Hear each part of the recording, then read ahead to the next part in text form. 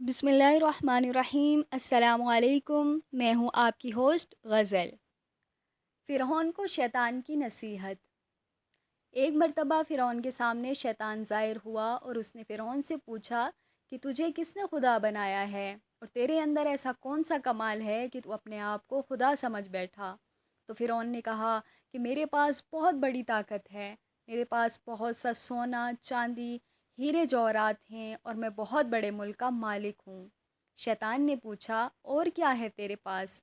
फ़िरौन ने कहा कि मेरे पास अंदरूनी ऐसी ताकत है जो तेरे पास नहीं है। शैतान ने कहा दिखाओ। फ़िरौन ने फ़ौरन हुक्म दिया कि इसी वक्त 1000 जादूगर बुलाए जाएं और वो सब मिलकर इस शैतान को अपनी फूंकों और असर से उड़ा दें। और उन्होंने अपना जादू दिखाया। शैतान को भी अल्लाह ताला ने बड़ा इल्म दिया। शैतान ने एक फूंक मारी जिससे सारे जादूगरों के असरात ख़त्म हो गए। दूसरी मर्तबा फिर इन 1000 जादूगरों ने अपना जादू दिखाया। शैतान ने फिर एक फूंक मारी जिससे इनका असर ख़त्म हो गया। इन जादूगरों ने फिर आखिरी जादू दिखाया। शैतान ने फिर एक फूंक मारी और हंसकर कहने लगा कि तुम अगर ऐसे 1000 जादू भी दिखाओगे तो मेरा कुछ बिगड़ने वाला नहीं है, सब हवा में तहलील हो जाएगा। ए फ़िरौन, याद रख मुझे अल्लाह ताला ने ऐसी ऐसी चीज़ें अता फ़रमाई हैं, लेकिन फिर भी अल्लाह ताला ने मुझे अपना महबूब नहीं बनाया और मुझे अपना फर्माबरदार बंदा मानने से इनकार कर दिया। और तू तो खुदा का नाफरमान है, तू रब कैसे हो सकता है।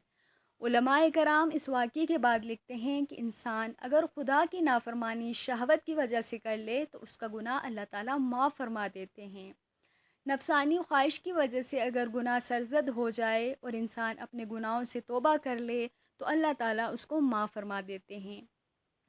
लेकिन अगर कोई तकब्बुर और गुरूर करे तो उसको तौबा की तौफ़ीक नहीं देते। यानी तकब्बुर और गुरूर की वजह से इंसान तौबा जैसी नेमत से महरूम हो जाता है। अल्लाह ताला हम सब की हिफाजत फरमाए। आमीन।